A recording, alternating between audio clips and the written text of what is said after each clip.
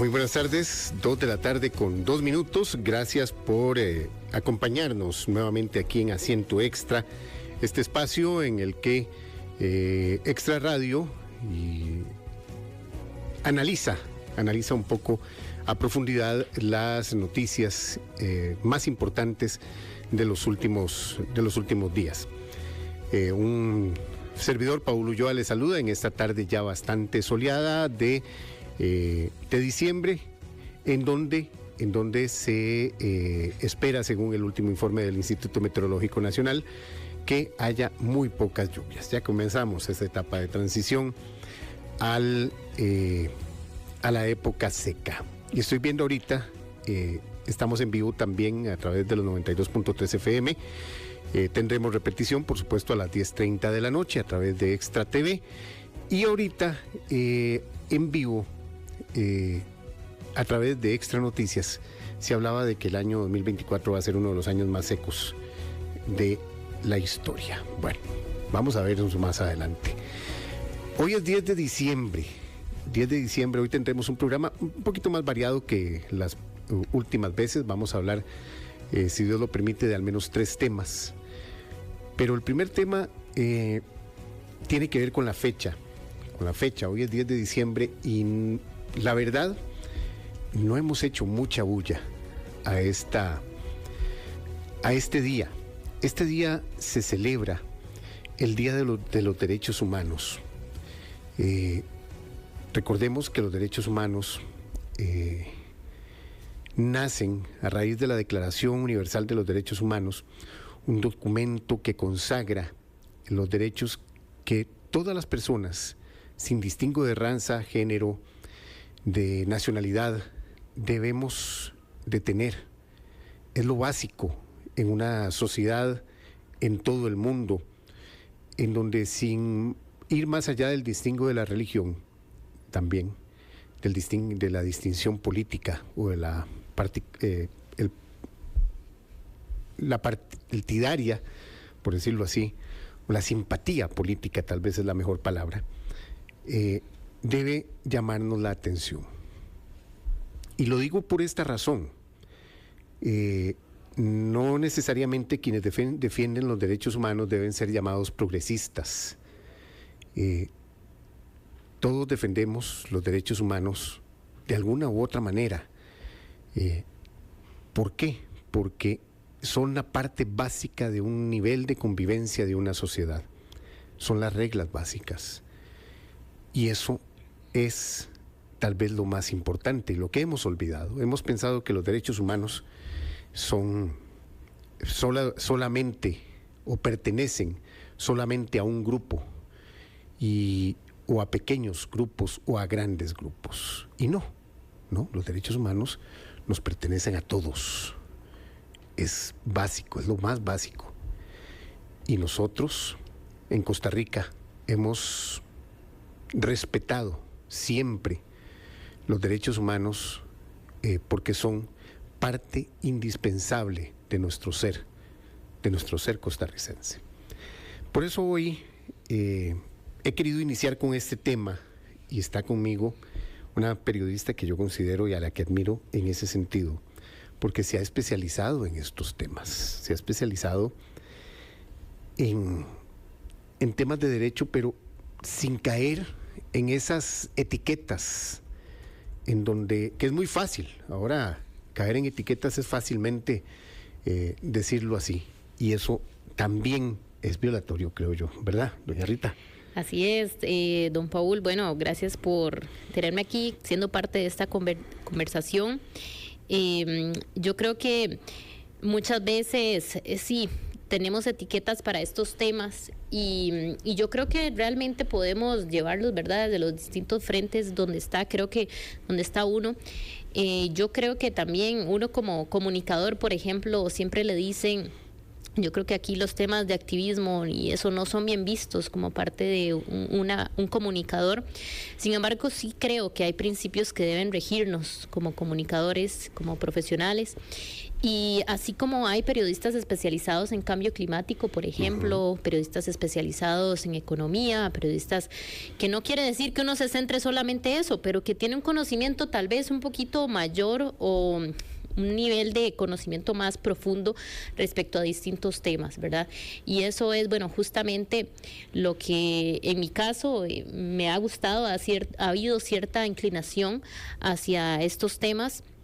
Y justamente eso, un poco se trata de ir más allá de los estereotipos, porque es que cuando hablamos de derechos humanos, Paul, muchas veces se piensa, bueno, de los derechos de la población LGBTI, por ejemplo, pero es que el hecho de nacer es un derecho humano. Sí, exacto. Ya es un derecho humano. La concepción, estar vivos, estar hoy aquí con este micrófono, la persona que nos esté escuchando también, cosas que damos por sentado, pero como lo dice la Declaración Universal de Derechos Humanos, los derechos fundamentales son inalienables. ¿Y qué significa esto? Inalienable, ¿verdad? Aquí nace como el principio de todo.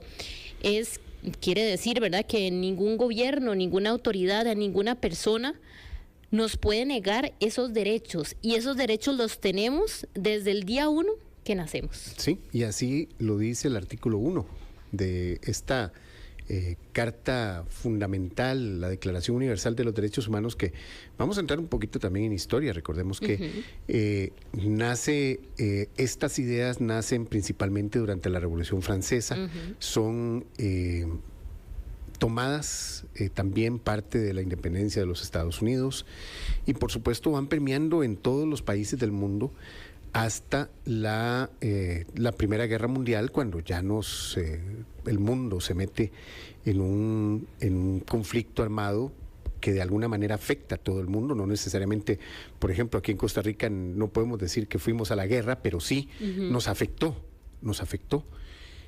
Y tras la Segunda Guerra Mundial se viene primero la Liga de Naciones, y luego nace la Organización de Naciones Unidas, que es la promotora precisamente de esto, de esta Declaración de Derechos Humanos, donde en su primer artículo dice que todos los seres humanos nacen libres e iguales en dignidad y derechos, dotados como están de razón y conciencia, y deben comportarse fraternalmente, ojo ahí, fraternalmente los unos con los otros. Ese es el principio más básico de un ser humano.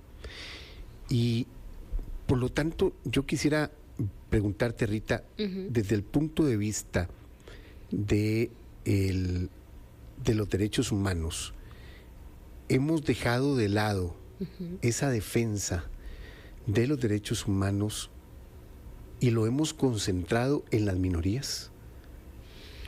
Bueno, yo creo que es que todo parte desde cómo concebimos el concepto de derechos humanos, porque sí es cierto que ¿qué pasa con las minorías? Bueno, las minorías tienen históricamente condiciones a las que se han visto tal vez expuestos de una manera distinta, ¿verdad? Hablamos, por ejemplo, cuando existía la esclavitud en su momento, ¿verdad? Y la población negra, que es parte de esos derechos también que se buscan hoy en día. Entonces, ¿qué hablamos o cómo concebimos esas minorías, verdad? Y esos grupos. Yo creo que sí, hay minorías que tal vez tienen más visibilidad, que han sido conscientes de los derechos que tienen y que tal vez históricamente han sido relegados. Y por eso quizá hay una exposición mayor, digamos, al decir, nos hemos centrado en estas luchas específicas, ¿verdad? Cada quien pues tendrá esas luchas específicas, pero yo creo que los derechos humanos deben de ser globales, ¿verdad? Y los temas deben de ser globales. Sin embargo, no todos se pueden abarcar con la misma forma, ni todos tienen el mismo contexto. Como les digo, están los derechos de las personas negras, los derechos de las personas LGBT, por ejemplo, están las mujeres también, todo lo que ha significado el tema de género, por ejemplo. Entonces, yo creo que cada uno tiene que llevar esos frentes, cada uno tiene una historia distinta, cada uno tiene necesidades particulares. Y yo creo que más de decir, ok, se le está dando más a este que al otro, ¿verdad? Yo creo que es entender qué ha pasado ese grupo específico, esa minoría, para llegar a ese punto y para estar defendiendo o considerando que durante tantos años no ha habido cierta igualdad con el resto de la población. Y eso es una de las situaciones que todavía en este momento nos dividen, que es extraño. Claro. Que los derechos humanos nos dividen. Es que por eso, o sea, cuando partimos de que yo estoy bien, pero estoy bien, y no me pongo en los zapatos de las demás personas que pueden estar pasando situaciones complejas, simplemente porque yo no estoy en esa realidad. Ahí yo creo que partimos, ¿verdad? De, ok, quiero condiciones para mí, pero me estoy entonces volviendo individualista, porque entonces estoy defendiendo las cosas que yo quiero sin ver lo que está pasando a la otra persona, por lo que está pasando al otro grupo, qué es lo que los motiva a reclamar ciertas cosas, a levantar, a decir. Bueno, hoy en la mañana, por ejemplo, hablábamos del derecho al voto femenino, que fue un proceso y que fue en su momento cuando las mujeres dijeron, ok, queremos ser parte de las decisiones políticas, porque no estamos siendo parte de esas decisiones. Pudo pensarse que era un derecho de minorías y que entonces, ¿por qué se estaban levantando la mano si, no sé, estaba bien en el hogar? Bueno, ¿quiénes estaban diciendo eso? Son los que sí tenían derecho a votar, para decir que entonces, ¿por qué esos están levantando la mano? Bueno, y votar en ese tiempo era solo, bueno, en nuestro país era necesario tener una propiedad y tener también un cierto rango o poder político a inicios de siglo, cuando empezaron las luchas de las mujeres. Mira que nos escribió al 71 al 71 7003 1234 7003 1234. Gracias. Tenía rato no decirlo y eso me al 7003 1234 nos escribió don Javier Valverde y dice: creo que los progresistas defienden derechos humanos distorsionados. Quiero ampliar esta pregunta. ¿Hemos distorsionado la validez de los derechos humanos? Como sociedad lo hemos usado como moneda política, como una forma de cazar votos, audiencias, y no como realmente los derechos humanos nos deben llamar la atención y llamarnos la atención en su defensa. Sí, bueno, yo creo que esta pregunta va en dos frentes, Paul, y es porque, bueno, por un lado se dice, bueno, hemos distorsionado, y yo creo que es que aquí hay choques culturales, ¿verdad? Y generacionales en la forma de pensar. Evidentemente hay muchas cosas que han ido cambiando a lo largo de la historia.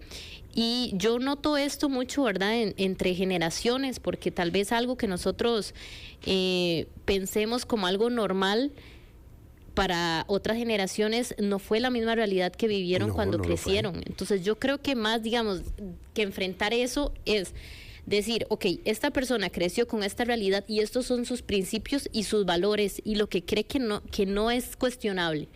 Esta otra persona nació en este otro contexto, cuando ya se han ido posicionando ciertas cosas que podemos ver como normales, pero hace ese choque con la generacional, diría yo. Entonces, tal vez creo que lo hemos tendido, ¿verdad?, a llevarlo como bandos, como unos contra otros, como el que impone la idea de pensar es el que gana, y evidentemente también creo que ha agarrado un tono político en el sentido de que lo hemos visto en campañas, ¿verdad? Han sido incluso temas que han definido una elección, como lo vimos, ¿verdad? Nosotros en Costa Rica no nos vayamos muy lejos. Hace 6 años. Entonces yo creo que sí, lamentablemente también, y no sé si lamentablemente, porque al final de cuentas, para lograr cosas, la política es parte fundamental para llegar a acuerdos, ¿verdad? Para poner iniciativas, para cambiar legislaciones. Muchos de los tratados, por ejemplo, de derechos humanos, se aprueban y son gestiones políticas, que un gobierno lo ratifique o no. Entonces es difícil como quitarle ese tono político también a todo lo que tiene que ver con los derechos humanos. No podemos dejarlo de lado. Sin embargo, sí, yo siento que se ha manoseado demasiado. Sí, yo creo que pasándolo a un punto, ¿verdad?, tan político, donde o estás a favor o en contra de esta causa. No hay puntos medios. Es complicado. Es complicado y yo creo que también los gobiernos se sitúan, ¿verdad?, en esas posiciones. Es como, o estamos a favor de ciertos derechos.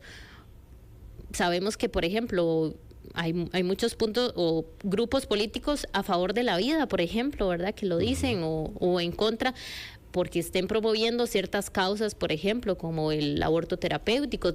Ahí hay un contronazo de no, ahí estás tocando mis principios y yo no quiero meterme ahí, porque para mí eso es incuestionable, eso es parte de un derecho fundamental que se debe respetar. Entonces, yo creo que sí, el tema de los derechos humanos es muy complejo porque toca mucho nuestros principios como personas y yo creo que esos principios varían de persona a persona. Lo que tal vez para mí es muy importante puede que para otra persona no sea tan importante y haya otro tema de interés, pero justamente también ahí está el balance de los derechos humanos, respetarnos. O sea, yo creo que siempre se pueden tener discusiones, creo que siempre se puede haber negociaciones desde el respeto. Ya una vez que te metes a insultar a un grupo porque está promoviendo esto y porque va en contra mío, y cuando los insultas y cuando hay violencia incluso, porque ha pasado, ¿verdad? ¿Dónde estamos dejando esos principios, digamos, por defender otros, pero a costa de pasar a la violencia, ¿verdad? Eso no tiene sentido.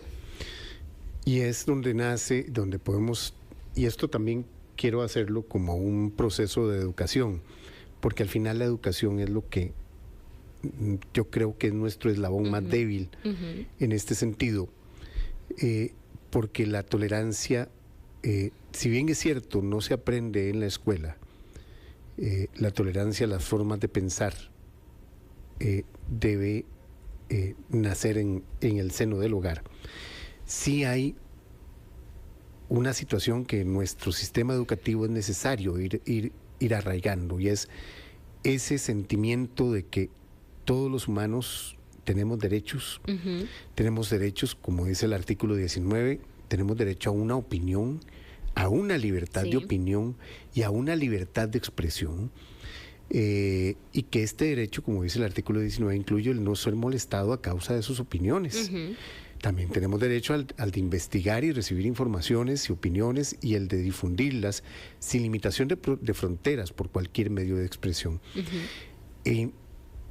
Entonces, y hemos visto cómo redes sociales, cómo los propios sistemas de gobierno muchas veces quieren imponer formas de pensar. Sí. En todo sentido, en dos vías, en todas las vías. Y no hemos logrado crear una conciencia crítica de los costarricenses para decir, ojo, me están manipulando por aquí, me quieren manipular por este lado. Creo que el derecho, uno de los derechos más importantes tras nacer y tener libertades, es el derecho a la educación, y debe estar bien arraigado en este proceso. Sí, es interesante, bueno, porque con los derechos humanos pasa eso, se dice que no hay derechos más importantes que los otros, pero bueno, el derecho a la vida es fundamental para que existan los demás, ¿verdad? Si no tenemos la vida, entonces, ¿qué pasa con los otros derechos? Pero yo sí me gusta verlo como que los derechos se entrelazan, porque si no tengo uno, o uno me propicia el otro. Por ejemplo, yo veo el de la educación. Para tener el derecho a la educación, de hecho, que está contemplado en el artículo 26 de la Declaración Universal, ¿verdad? Toda persona tiene derecho a la educación debe ser gratuita, al menos en lo concerniente a la instrucción elemental y fundamental. En Costa Rica, ¿verdad? Por ejemplo, decimos que la educación es un derecho, es gratuita, pero si no pasamos también por la educación, ¿cómo vamos a entender, por ejemplo, la importancia de la opinión, de la libertad de expresión, que es parte o que es otro derecho fundamental?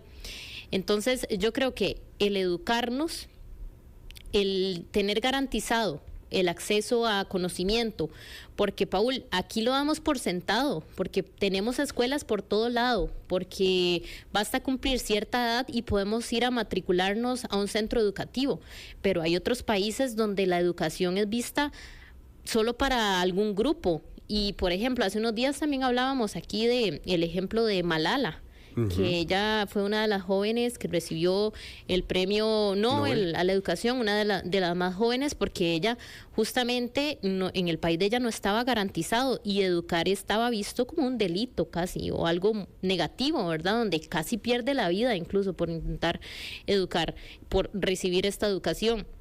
Entonces, yo creo que de la educación, ¿verdad? Y de los principios, sabemos que cada persona se formará con su conjunto de principios, porque la educación no viene solamente de un centro educativo. Que eso es uno de los puntos que hay que decirlo. El mejor punto de educación siempre es la casa, y si hay problemas en casa, la educación no es efectiva, ni es la adecuada.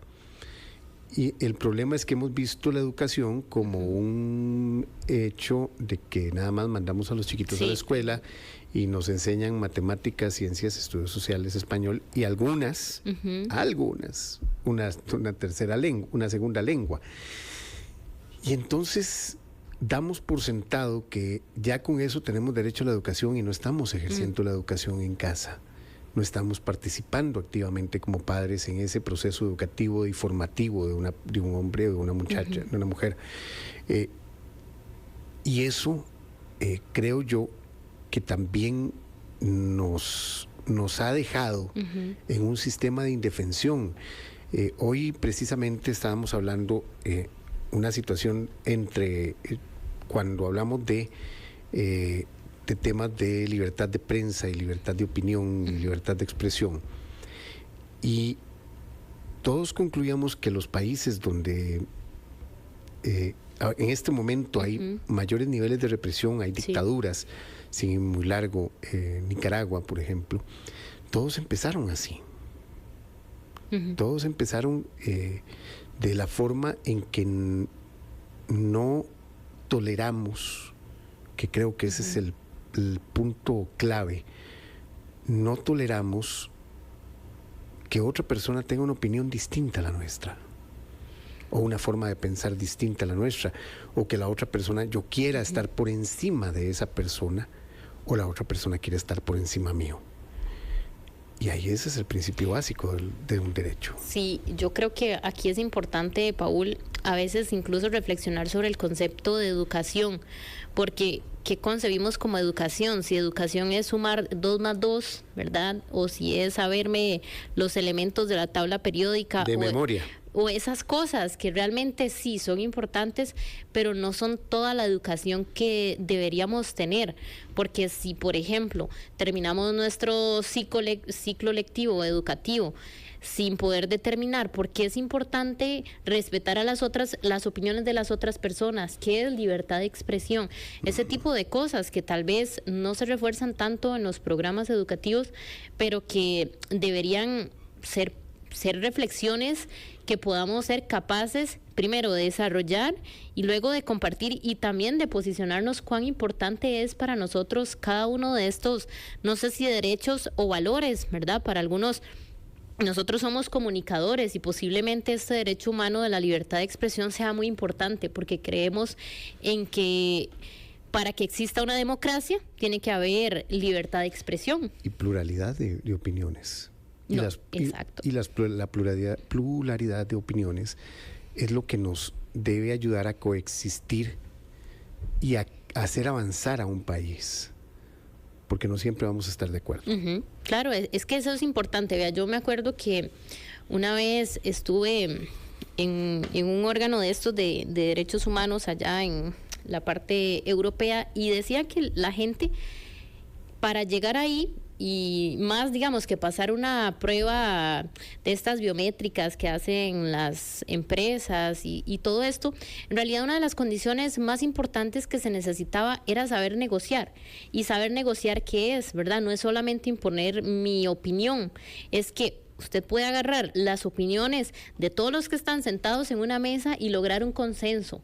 Y yo creo que eso es, bueno, parte de lo que hace también tan importante los organismos o la posición de los derechos humanos, porque eso es global. Y cuando hablamos de global, involucramos a muchos países, y poner a muchos países de acuerdo, eso es muy difícil. Uh-huh. Entonces, yo creo que eso, los principios de derechos humanos deben partir del respeto, de no imponer solo lo que nosotros queramos, de ser capaces de ver más allá, de ver las necesidades, de ver los problemas y de ver las soluciones, no solamente mía, no solamente mi forma de ver el mundo, sino que la forma que yo tengo de ver el mundo forma parte, tal vez una milésima parte de toda la gente que está en ese mundo, y que todos lo pueden ver muy diferente.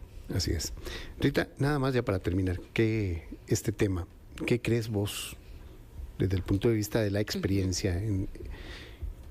¿Es necesario tener más vigilancia, alzar más la voz, que las instituciones especializadas alcen uh-huh. la voz en los derechos humanos, más difusión? ¿O realmente deberíamos entrar en un proceso de mayor educación? Uh-huh. Es que yo creo que es eso, porque por más que alce la voz con, por ejemplo, programas, con proyectos por parte de las distintas instituciones, que de por sí, digamos, si están para eso, si están para defender distintas causas, ese es su trabajo. Y si las personas están por ahí, bueno, hablemos de, por ejemplo, es el caso que se me viene a la mano, ¿verdad? El INAMU, que sabemos que tiene la tarea de velar por las necesidades de las mujeres, el tema de violencia de género, etcétera. Entonces, si sabemos que esas instituciones están ahí, sí, tienen que reforzar el trabajo que hacen, pero yo no dejo de lado esto, que es una parte también educación, de por más que una persona o una institución alce la voz, tenga programas, tenga proyectos, y si a la persona, a la sociedad en sí no le interesa, y yo vuelvo tal vez al ejemplo de la libertad de expresión, si nosotros mismos somos los que tenemos, estando en una democracia, siendo una democracia a nivel mundial y regional reconocida, porque históricamente Costa Rica ha sido reconocida por esto. Si en algún punto la libertad de expresión es amenazada, ¿quiénes tienen que salir a defender esa libertad de expresión? ¿Es solamente una institución? ¿O es solamente el gobierno? ¿O es solamente los diputados? Tenemos que ser todos. Y si no tenemos entonces la conciencia de cuán importantes son esos derechos, yo creo que por más que haya una institución que los defienda, que alce la voz, que tengan campañas, creo que no va a hacer efecto si no somos conscientes todos de la importancia que tienen. Muchas gracias, Rita, por habernos acompañado esta tarde aquí en Asiento Extra. Estábamos hablando de los derechos humanos hoy, 10 de diciembre, que es el Día Internacional de los Derechos Humanos. Y la necesidad de que seamos empáticos, de que hagamos las cosas a la tica. Yo creo que los ticos hemos perdido esa empatía, esa tolerancia que nos ha caracterizado, y la verdad es necesario volver a esas bases que hicieron grande a nuestro país y que nos han permitido avanzar mucho más que otras naciones, pero que todavía hay mucho trabajo pendiente. Gracias, Rita. Gracias a usted, Pablo. 2:30. Vamos a hacer una pausa. Al volver vamos a hablar de empleabilidad. Ya nos acompaña vía Zoom doña Marlene Méndez, a quien le pido que nos espere un toquecito. En 2 minutos volvemos tras esta pausa comercial aquí en Asiento Extra.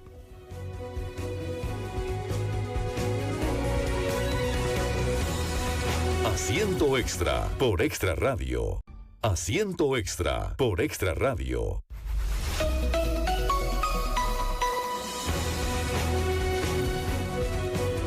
Dos de la tarde con 32 minutos. Gracias por continuar en esta emisión de Asiento Extra de hoy, martes 10 de diciembre. Ya se acerca cada vez más el fin de año.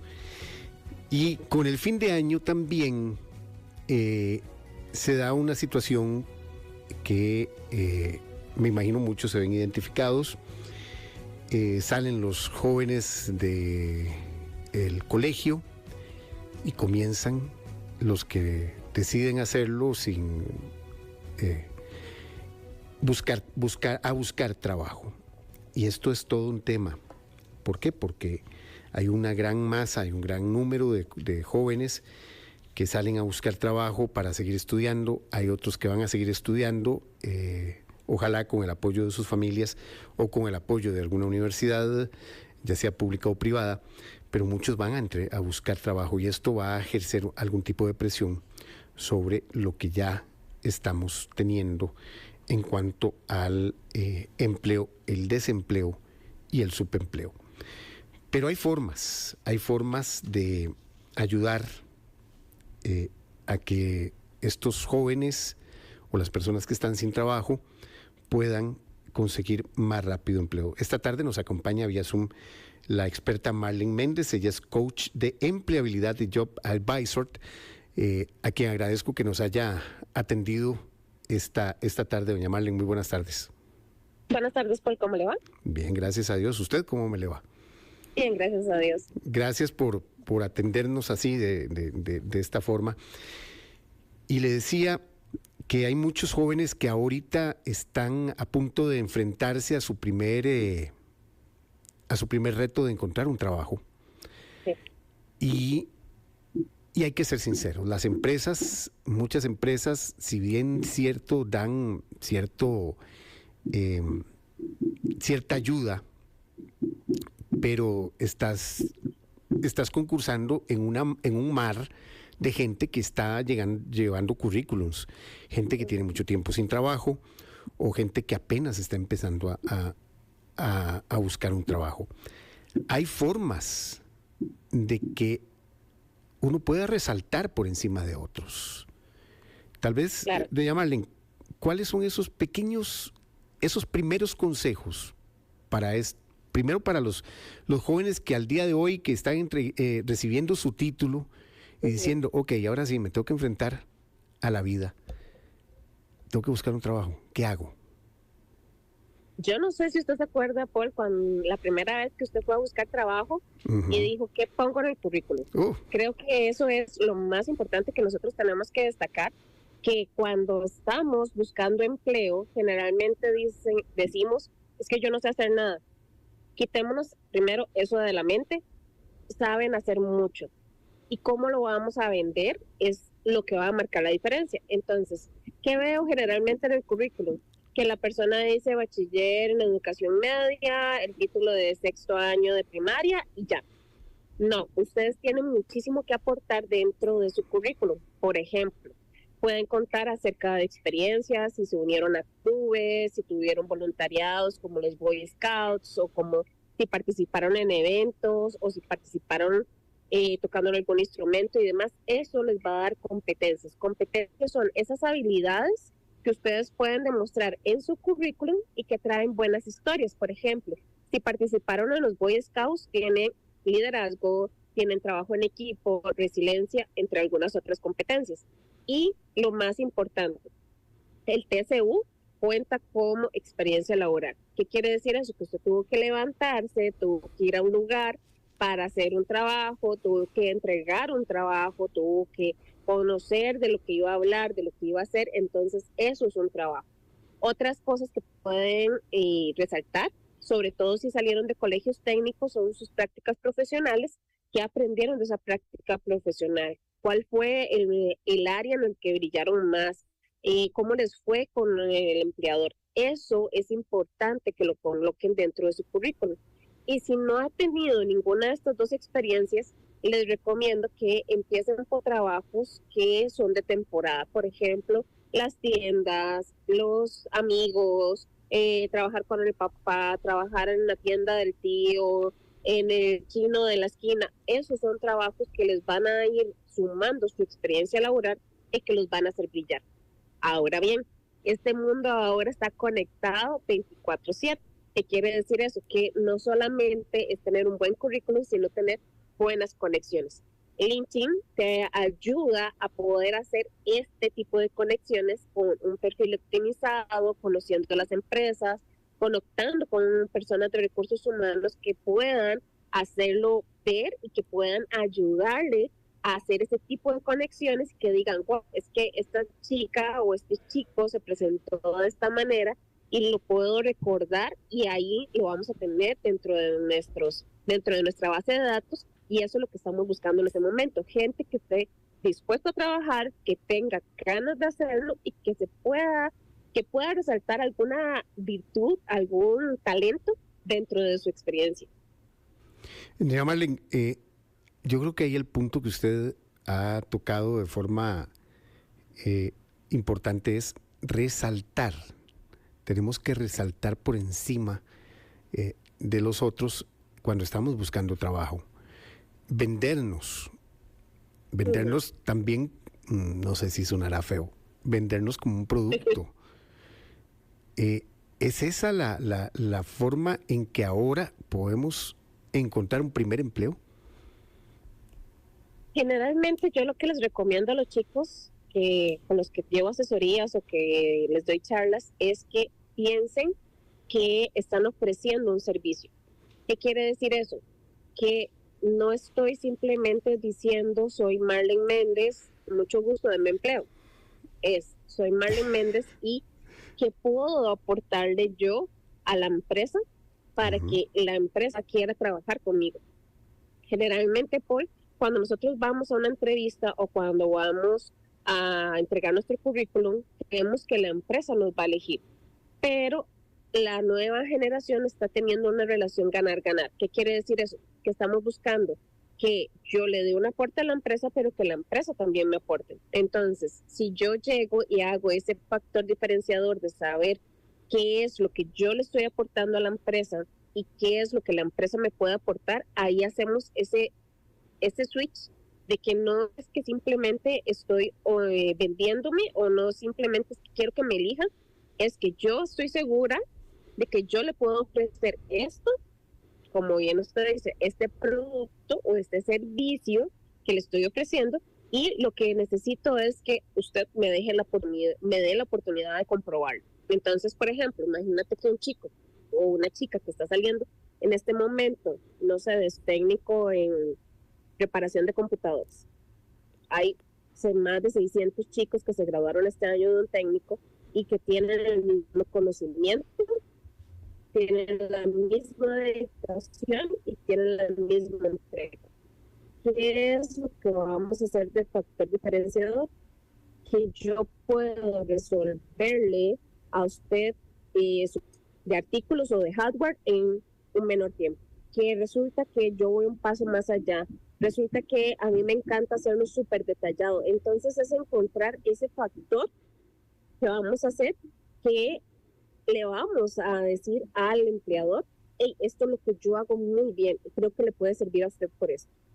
Creo fielmente que todos tenemos algo en lo que podemos brillar, solamente es irlo descubriendo y poderlo expresar en el momento de entregar el currículum, de redactarlo y de ponerlo también en línea. Entonces es un asunto de hacernos brillar. Muchas veces, y aquí hay dos cosas. Ahora, ¿el uso de la inteligencia artificial nos puede ayudar en eso? Claro, todas las herramientas son útiles siempre y cuando usted las use a su favor.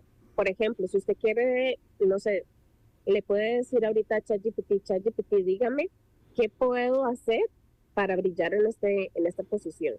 O usted puede perfectamente copiar la descripción del puesto y decirle, ChatGPT, usted deme 3 cualidades dentro de este currículum que puedo destacar para la entrevista laboral o que debo de destacar en el currículum. Ahora bien, sigue siendo una máquina, sigue siendo inteligencia artificial, sigue siendo un software, o sea, no es una persona. ¿Qué es lo que nos va a dar esto? Nos va a dar ideas, puntos claves para, por ejemplo, pasar los filtros ATS, por ejemplo, para tener esto que va a ser match de inmediato con la empresa. Entonces, es poder conocer desde la inteligencia artificial qué cosas debería yo resaltar y ponerle mi voz, ponerle mi nombre y ponerle mi sello personal, pero nos da increíbles herramientas de cómo puedo hacer propuestas interesantes acerca de mí como profesional y de lo que puedo ofrecerle a una empresa. También, doña Marlene, yo creo que el joven que quiera buscar un trabajo y está concursando o va a buscar una empresa, yo creo que también debe prepararse y conocer un poquito de la empresa. Claro. Eso es tomado muy en cuenta por quienes toman la decisión al final de contratar. Claro. La mayoría de nosotros, cuando hacemos el proceso de reclutamiento y selección, necesitamos saber qué tanto la persona se va a enganchar con la cultura de la empresa, qué tanto nos va a colaborar dentro de la empresa. Y la única manera de hacerlo es que yo pueda sentir que esta persona tiene interés de trabajar en mi organización o la organización a la que yo represento.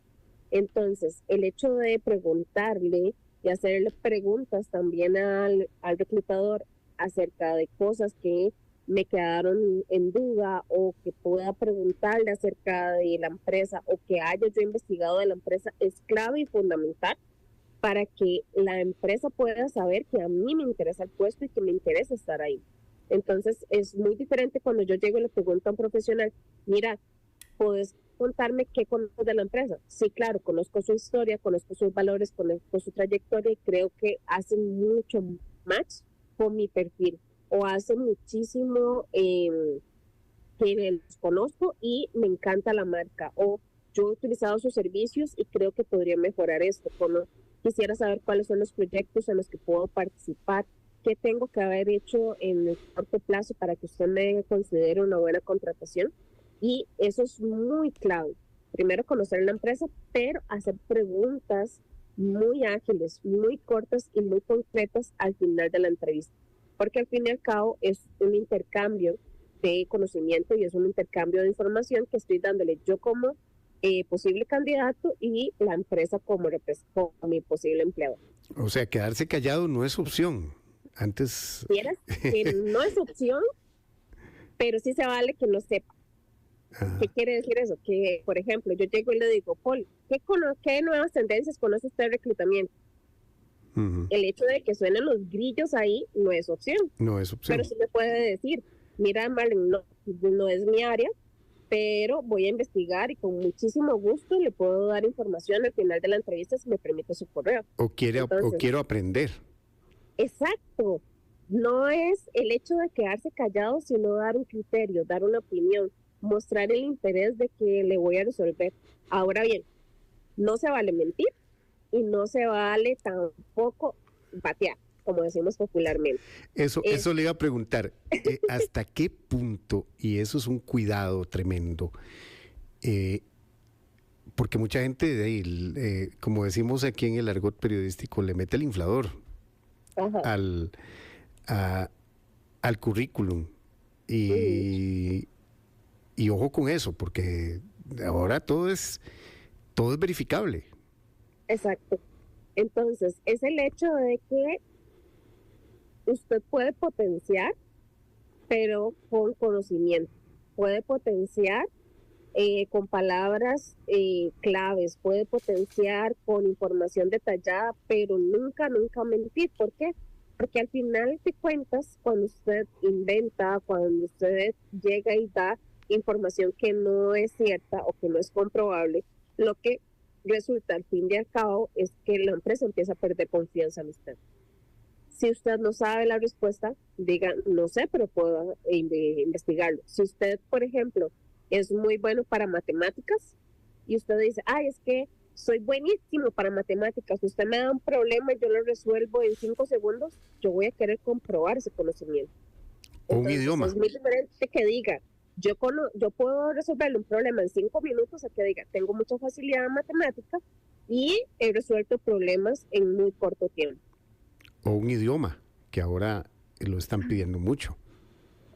No, hay muchísimos chistes y muchísima información vacilona de cómo las personas inventan palabras en entrevistas en inglés, cómo lo hacen en otros idiomas. Entonces, perfectamente usted puede decir, no conozco la palabra, en este momento no lo recuerdo, o el típico, lo hablo o lo entiendo, pero no lo hablo. Pero no lo hablo.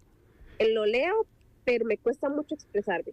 No, hagan una prueba muy sencilla. Hay muchísimos profesionales en LinkedIn que tienen pruebas para saber cuál es su nivel, cuál es su soltura. Si no saben hacer, si usted, por ejemplo, está optando por un puesto y el inglés ahorita no tiene suficiente alcance, no diga que maneja muy bien inglés. Perfectamente usted puede decir, no, yo manejo un inglés muy básico, pero ya estoy matriculado en un curso para hacerlo. O ya no manejo muy bien lo que es la soltura o la expresión, lo leo muy bien y aquí está la prueba que puede mostrar. Hablen acerca de niveles de inglés. Existen, usted lo puede googlear y existen varios niveles. No me digan que saben un 70, un 80, un 90% porque eso es muy subjetivo. Vayan a una academia, inscríbanse, conozcan cuál es su nivel y den esa información. Ahora bien, si ustedes saben que de plano tienen un punto que es su desventaja, entonces hagan un plan de mejora. ¿Qué quiere decir eso? Es muy diferente que yo no conozca de inglés o que no conozca del idioma, pero diga, no conozco al 100% el idioma, pero ya me inscribí en este curso para poderlo hacer, o ya estoy empezando y estoy en este nivel, para tal fecha ya yo voy a tener X nivel. Eso muestra compromiso e interés por la posición, e interés por estar a la vanguardia también con la empresa. Entonces, no mientan, no inventen, pero tengan cosas concretas con las que puedan trabajar. Doña Marlene, aquí nos están preguntando a través del 7003-1234, que es nuestra plataforma de WhatsApp, que se habla mucho de habilidades blandas. Sí. Pero mucha gente no sabe qué son las habilidades blandas. ¿Qué son las habilidades blandas? Vamos a cambiarle el nombre porque hace muchos años decíamos que nosotros teníamos habilidades duras, que era lo que aprendía usted, el conocimiento que tenía, y después estaban las habilidades blandas, que eran como esos aspectos de su personalidad que puede poner al servicio del empleador. Por ejemplo, que tiene resolución de conflictos, que tiene liderazgo, que tiene pensamiento crítico, que tiene capacidad de análisis. Entonces, existe un listado de competencias que existen y que ustedes pueden desarrollar, pero que no son habilidades blandas. Las habilidades blandas les quitamos el nombre y les pusimos competencias. ¿Por qué? Porque es esto que la persona ha desarrollado dentro de su educación y dentro de su formación personal y que le puede servir al empleador. Las competencias no son valores, para empezar ahí. Puntualidad, responsabilidad, honestidad no son valores. Son valores y no son competencias. ¿Qué sí son competencias? Son aquellos que si yo voy a realizar un puesto necesito tener esta actitud, esta habilidad, este aspecto de mi personalidad para poderlo hacer. Un ejemplo muy claro.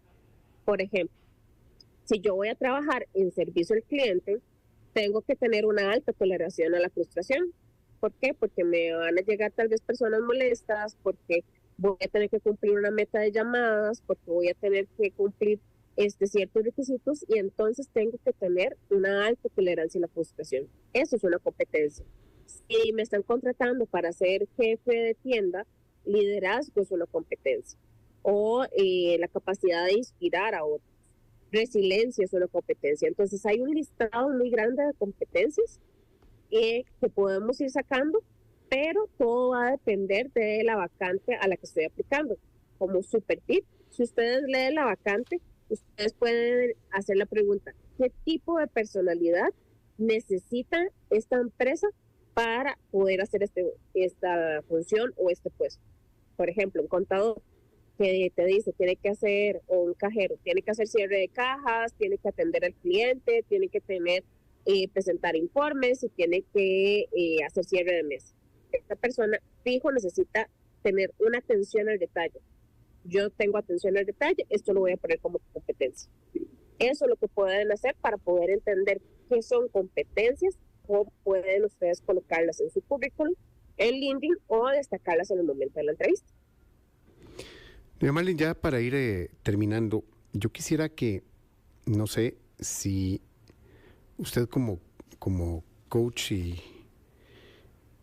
y Job Advisor, las empresas sí están dando oportunidad, incluso no solo a los jóvenes, sino a también las personas mayores, un poco mayores, que tienen ya otras experiencias. Las empresas sí están dando la oportunidad. ¿Qué es lo que pasa?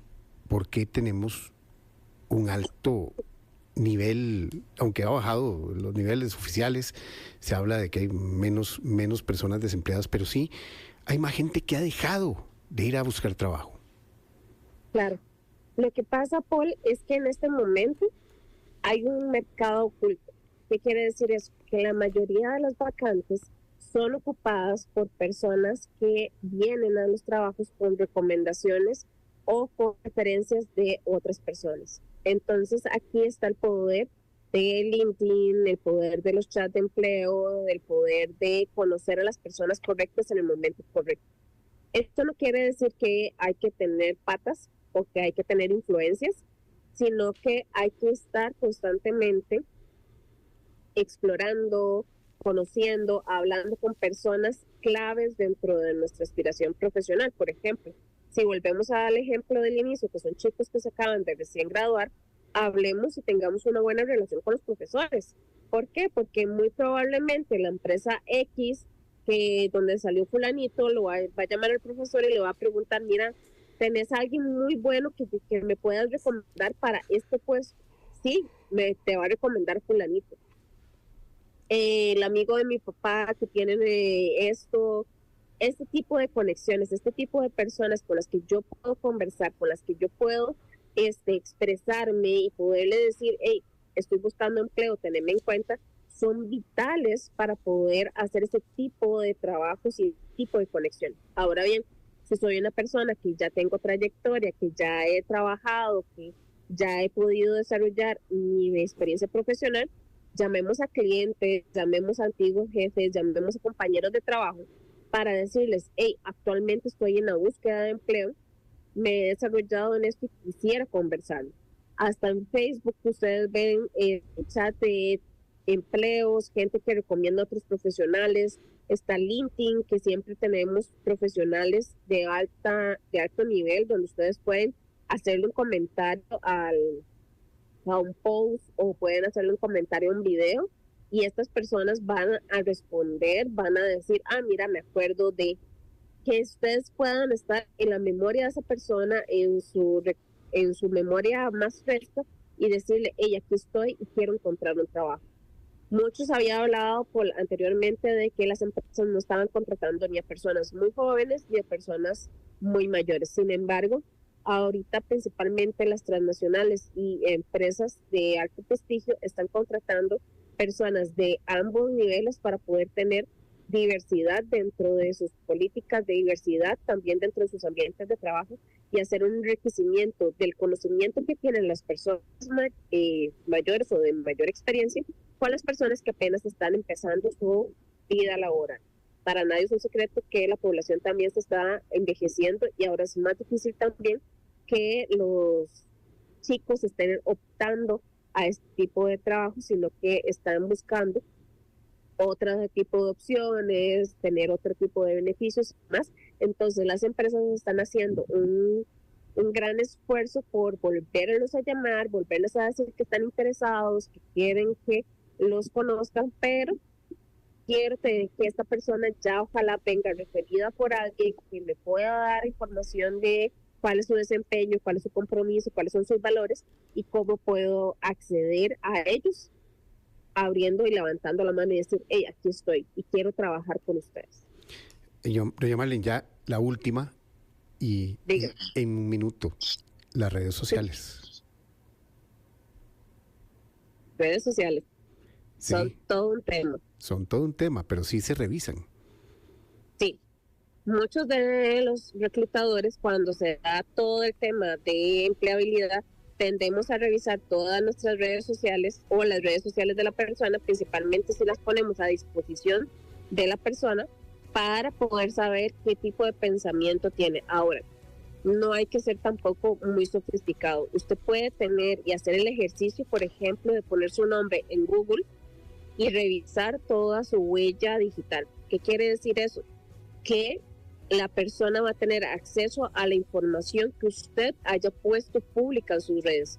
Si usted no quiere que la información, fotos comprometedoras, información personal acerca de X, Y tema, entonces lo que puede hacer es colocar sus redes sociales privadas y empezar desde este momento que estoy buscando trabajo a generar contenido desde el criterio profesional y cómo quiere ser visto usted como profesional. Si lo que usted está viendo dentro de sus redes sociales no le gusta, yo le sugiero que haga una limpieza y una depuración de todas sus redes sociales y empiece con la marca personal con la que quiere trabajar actualmente. ¿Qué quiere decir una marca personal? Lo que yo quiero que la gente hable cuando yo no estoy, lo que quiero que la gente vea cuando esté googleando mi nombre, lo que yo quiero que la gente hable cuando está diciendo algo acerca de mí, acerca de lo que yo hago o acerca de la experiencia. Ahorita la información pues está a un clic de distancia y es importante que la huella digital que nosotros estamos haciendo, la marca personal que nosotros estamos generando sea congruente con lo que nosotros estamos expresando aquí y ahora.